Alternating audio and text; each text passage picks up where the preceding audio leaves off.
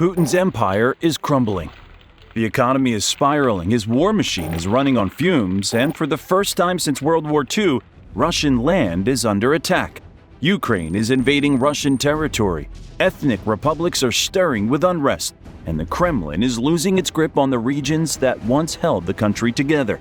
If this sounds familiar, that's because it is. The Soviet Union collapsed under the weight of its own failures, and now Putin is walking the exact same path. An unwinnable war, a drained economy, and growing internal resistance that could shatter Russia from within. The question is no longer if Putin's Russia will fall, but when. Could a second Soviet collapse be on the horizon? Will Ukraine's battlefield victories trigger an even greater disaster for the Kremlin? And which regions will be the first to break away when the empire starts to fracture? Let's start with something that would have seemed impossible just a few years ago. On August 6, 2024, Ukraine did something nobody thought they would ever dare. They invaded Russia. Not Russian-occupied Ukraine, but actual Russian territory in the Kursk region. This wasn't a massive army. Just 300 Ukrainian soldiers with blue tape on their arms crossed the border at 8 a.m. Let that sink in for a moment. 300 soldiers invaded a nuclear superpower. And what happened when they met Russian border guards? Those guards, mostly scared kids doing mandatory military service, surrendered almost immediately. Is this the fearsome Russian military we've been told about for decades? Within 24 hours, Ukrainian forces were racing towards Sudzha, a town 6 miles inside Russia. 3 days later, they pushed into Koronevo, 13 miles past the border. By the end of August, Ukraine controlled about 500 square miles of Russian territory. An area the size of Los Angeles, but inside Russia itself. We were sure the Russian army would protect us, Lyubov Antipova, whose elderly parents live in the Kursk region, told journalists. I'm amazed how quickly the Ukrainian forces advanced. Even more telling is what one Russian resident posted on social media. I don't even know who I hate more now, the Ukrainian army that captured our land or the government that allowed it to happen. But here's the really embarrassing part for Putin. His response to this invasion was basically nothing. His troops in Ukraine were stretched so thin he couldn't even defend Russian soil. Instead of pushing Ukraine back, Russia had to evacuate 200,000 of its own citizens from the region. Does that sound like a superpower to you? Or does it sound like a failing state whose military might exist more in propaganda than in reality? But the Kursk invasion is just one symptom of a much larger disease infecting Putin's Russia. Want to see how deep the rot really goes? Let's look at that mighty Russian military machine that was supposed to roll over Ukraine in 3 days. Remember when Putin invaded Ukraine back in 2022? That was supposed to be quick and easy. Roll the tanks into Kiev, set up a puppet government, victory parade a week later. At least that's what Putin thought. 3 years later, Russia's lost more troops than you can imagine. Ukraine's Ministry of Finance estimates over 612,000 Russian soldiers dead. Even if that's inflated, independent sources confirm at least 85,000 Russians have died in Ukraine. That's more than Russia lost in 10 years fighting in Afghanistan during the 1980s. The equipment losses? Staggering. Ukraine claims Russia's lost at least 342 planes, 325 helicopters, and thousands of tanks. Their Black Sea fleet has been decimated, with the flagship Moskva now at the bottom of the sea. What's telling is how Putin is trying to compensate for these losses. He's emptying prisons to find new recruits. He's hiring mercenaries from North Korea. He's even purchased drones and missiles from Iran. Quite the role reversal for a country that once dominated the global arms trade. When Putin sent those first tanks across the Ukrainian border, he didn't just miscalculate Ukraine's resolve. He committed Russia to a war it can't afford to fight. And that brings us to the next crack in the foundation of Putin's empire, the economy. On paper, things may look okay. The International Monetary Fund says Russia's economy grew 3.2% in 2024. Sounds good, right? But dig deeper and the picture darkens considerably. Russia's spending a staggering 40% of their entire national budget on the war. For every 100 rubles Russia has, they're spending 40 on things like tanks, missiles, and paying soldiers. That's like spending almost half your paycheck on something that's literally exploding. And it gets worse. Remember when Europe bought most of Russia's oil and gas? Those days are gone. Now Russia has basically three customers: China, India, and Turkey. Together, they buy 90% of Russia's oil exports. China alone takes half. This is terrible for Russia. Imagine running a business where suddenly you have just three customers. Even worse, your biggest customer knows you can't sell to anyone else. Think they're going to keep paying full price? Not a chance. How would you feel if your entire financial future depended on the goodwill of someone who knows you have no other options? That's Russia's economic reality right now. They're at China's mercy. We're already seeing the effects. Russia's currency, the ruble, has crashed through 100 rubles to the dollar multiple times recently. Before the war, you needed about 75 rubles for a dollar. Now, around 100 rubles. That means everything Russians import costs about 19% more than before. Inflation hit 9.5% by the end of 2024, while real incomes continued to drop. Things got so bad that in October 2024, the Bank of Russia jacked interest rates to a staggering 21%. For comparison, rates in America are around 5%. What would happen to your finances if your credit card interest suddenly quadrupled? That's essentially what's happening to every business and homeowner in Russia right now. And we can't talk about Russia's economy without mentioning sanctions, the financial equivalent of death by 1,000 cuts. Since March 2022, Russia's been hit with over 19,500 individual sanctions, more than any country in history. Most Russian banks were kicked out of SWIFT, making international business transactions nearly impossible. The real kicker? The West has frozen about $300 billion of Russia's foreign reserves, money Russia saved up over years, now frozen in Western banks. And Western countries are starting to use that money to help Ukraine. Putin's plan to deal with all this, building a parallel economy that doesn't need the West, is failing miserably. Even Chinese banks are backing away from Russia, worried about getting hit with secondary sanctions themselves. But as bad as all this sounds, Russia's economic problems are just the tip of the iceberg. There's a far more fundamental issue threatening Putin's empire. Russia is literally running out of Russians. The numbers tell a shocking story. For every 17 people who die in Russia, only about 10 babies are born. In 2021, it was 9.6 births for every 17 deaths. That was already a concerning statistic, but then Putin decided to invade Ukraine, which only worsened the situation. In 2023, Russia's birth rate dropped even further, with only 11.3 births per 1,000 people, down 2.48% from the previous year. Meanwhile, the death rate has been increasing, compounded by the casualties from the ongoing war and a significant rise in emigration. This demographic decline, combined with the devastating effects of the war, is accelerating Russia's population crisis. But how long can a country survive when its population is shrinking? It's not just a statistic. The impact is already being felt, particularly within the country's aging population, which now faces even greater challenges in the years ahead. Now, Putin's got a perfect storm brewing. How does a nation rebuild when hundreds of thousands of young men are lost in Ukraine? How can Russia thrive when at least 1 million of its brightest minds are fleeing abroad? And what happens when there aren't enough babies being born to replace them all? The numbers simply aren't adding up, and the future of Russia is becoming increasingly uncertain. What makes this even more dangerous for Putin is that Russia is massive.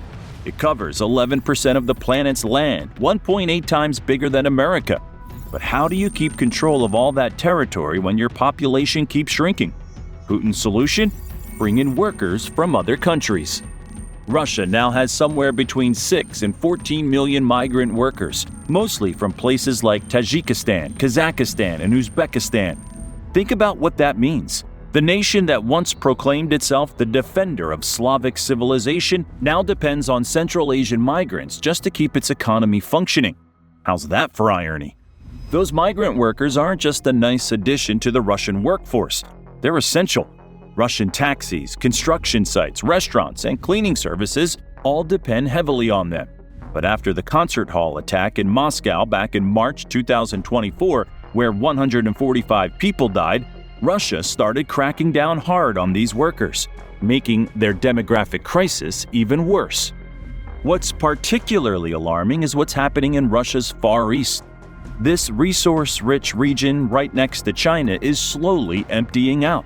Villages are becoming ghost towns. Meanwhile, just across the border, Chinese cities are booming. How long before someone, maybe China, maybe local separatist, decides to take advantage of this emptiness? Putin might want to rebuild the Russian Empire, but he's running out of Russians to do it with. The demographic crisis is weakening Russia from within. But there's another threat to Putin's empire that's equally dangerous. The countries around Russia no longer fear the bear. Remember all those former Soviet republics that used to do whatever Moscow told them to? They're not so afraid anymore. Take Kazakhstan. They used to be one of Russia's closest allies. Now, their president won't even recognize the territories Russia's taken in Ukraine. He straight up called Luhansk and Donetsk quasi-state territories. That's diplomatic speak for fake countries. But that's nothing compared to what Azerbaijan did. In September 2022, they started shelling Armenia, one of Russia's closest allies. This was territory Russia promised to protect under mutual defense agreements. But Azerbaijan knew something we all know now. Putin's too busy losing in Ukraine to help anyone else. Even tiny Georgia's getting bold. They're flying Ukrainian flags right in the streets. This is the same Georgia that Russia invaded in 2008. Back then, Putin thought he taught them a lesson. Now they're basically giving him the middle finger. Want to know how weak Russia's looking on the world stage? France's President Macron openly discussed sending NATO troops into Ukraine. Think about that for a second. Back in 2022, everyone was scared of provoking Putin. Now, Western leaders are discussing putting boots on the ground in Ukraine, and the money keeps flowing to Ukraine. The US approved $61 billion in aid. The UK threw in another $620 million. Western leaders aren't just betting against Putin, they're betting big.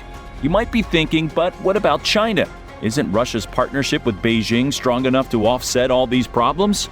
Well, that brings us to another massive miscalculation on Putin's part, his so-called no-limits friendship with China. Remember before the war when Russia acted like China's equal partner? Those days are gone. When Western sanctions hit, Putin thought he could just pivot to China. And on the surface, it worked. China now buys half of Russia's oil exports. But there's a catch, a big one. China knows Russia's desperate. They can't sell their oil to Europe anymore. They need Chinese money. So guess who's calling the shots in this friendship? China is buying Russian oil at steep discounts. Some reports suggest as much as 30% below market rates. And Russia has no choice but to accept it. In less than 3 years, Russia has gone from being China's strategic partner to its desperate client state. Putin didn't just make Russia dependent on the West before the war, he's now made Russia dependent on China, a country with its own territorial ambitions in Russia's resource-rich but underpopulated Far East. The parallels with the Soviet collapse are impossible to ignore. In the 1980s, the Soviet Union got stuck in Afghanistan, losing 15,000 soldiers in a war they couldn't win. Today, Putin's lost at least 85,000 in Ukraine. The Soviet economy couldn't keep up with military spending, especially when oil prices crashed in the 1980s. Putin's spending 40% of his budget on a war he's losing. But here's the real kicker. Putin's actually in worse shape than the Soviets were. When the Soviet Union was falling apart, they at least had satellite states to help them out. Who's got Putin's back? Belarus maybe, but that's about it. The Soviets had a somewhat diverse economy. Putin's got oil, gas, and a whole lot of problems. But the most dangerous threat to Putin's regime might not be external at all. It could be the Russian people themselves. In the village of Olgovka, residents did something pretty brave. They wrote an open letter to Putin himself. "We ask you to end this cursed war," they wrote. "We've been living in hell over the past 3 months." Think about that. Regular Russians living inside Russia are publicly calling Putin's war cursed. That's the kind of thing that used to get you thrown out a window in Russia. But people are so fed up, they're saying it anyway. And it's not just ordinary Russians who are worried. Behind closed doors, Russia's elite, the oligarchs and officials who've gotten rich under Putin, are starting to sweat. Their assets in the West, frozen. Their fancy London mansions and Swiss bank accounts, gone.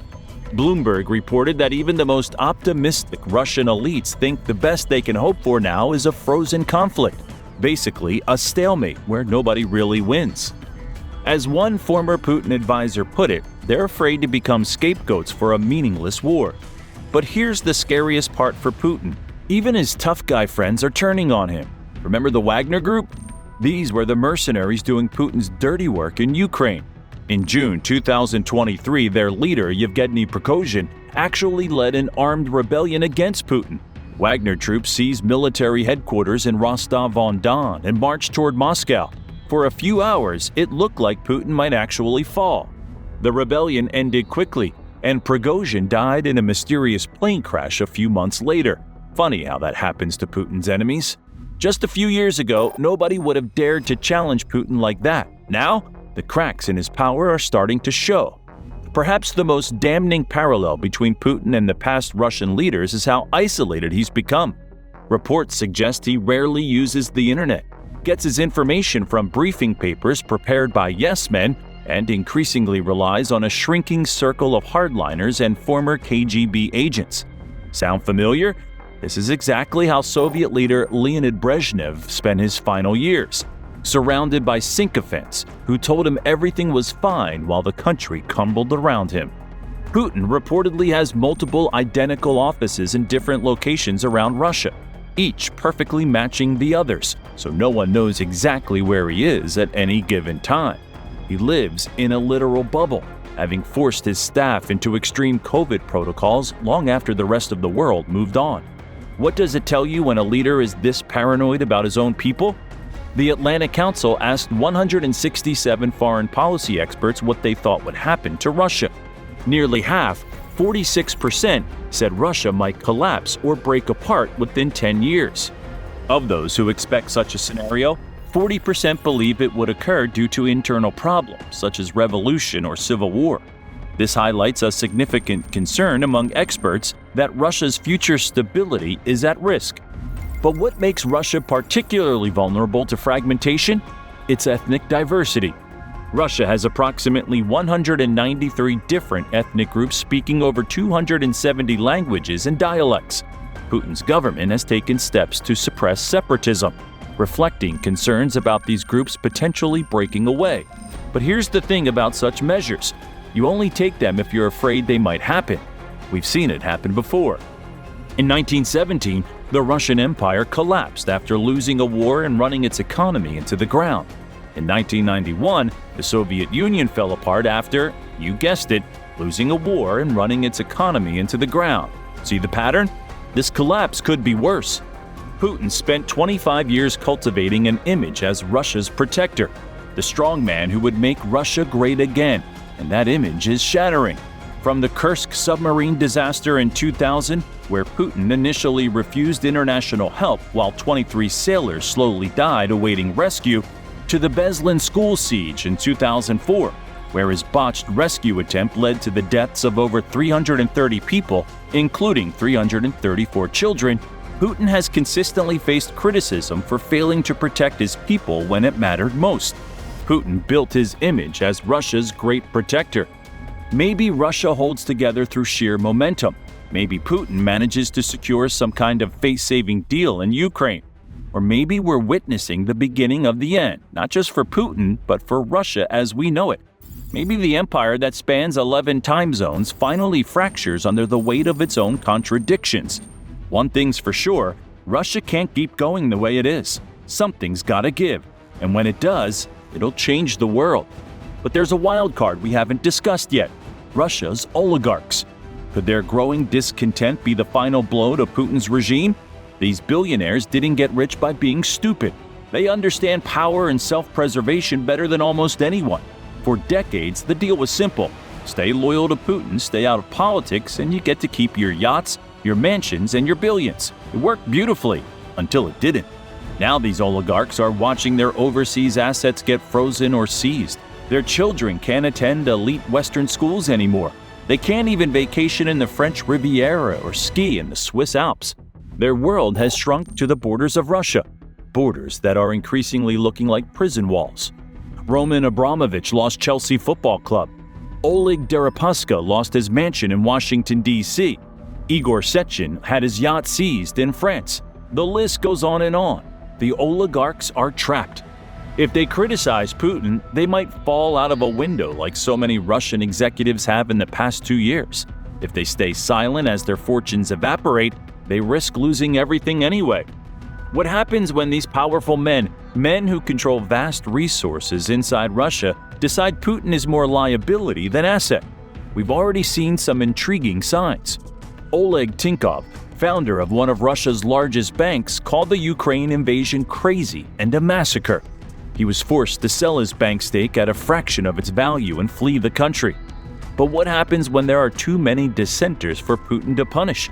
What happens when the oligarchs start coordinating? And let's not forget the military leadership.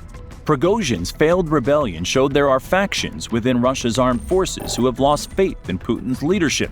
While that particular coup attempt failed, it revealed deep fissures in what was once thought to be Putin's most reliable support base. In Russian history, the military has often been the deciding factor in leadership changes. If enough generals decide Putin is leading Russia to disaster, and the evidence for that grows stronger every day, they have the means and the motive to remove him. Then there's the technological gap that's growing between Russia and the rest of the world. Before the war, Russia was already struggling to keep pace with Western innovation. Now, with sanctions blocking access to advanced semiconductors, software, and technical expertise, Russia's tech sector is in freefall. The long-term implications are devastating. Modern warfare depends on advanced technology, the kind Russia can no longer easily access. Modern economies run on digital innovation, an area where Russia is now falling further behind every day.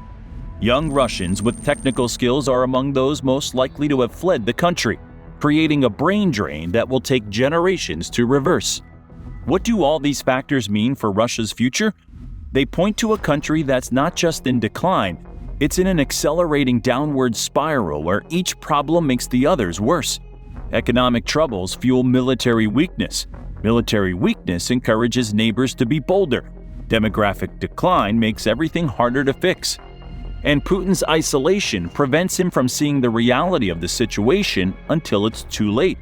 What do you think? Is Russia really headed for collapse? What happens to all those nuclear weapons if it falls apart? And most importantly, who or what comes after Putin?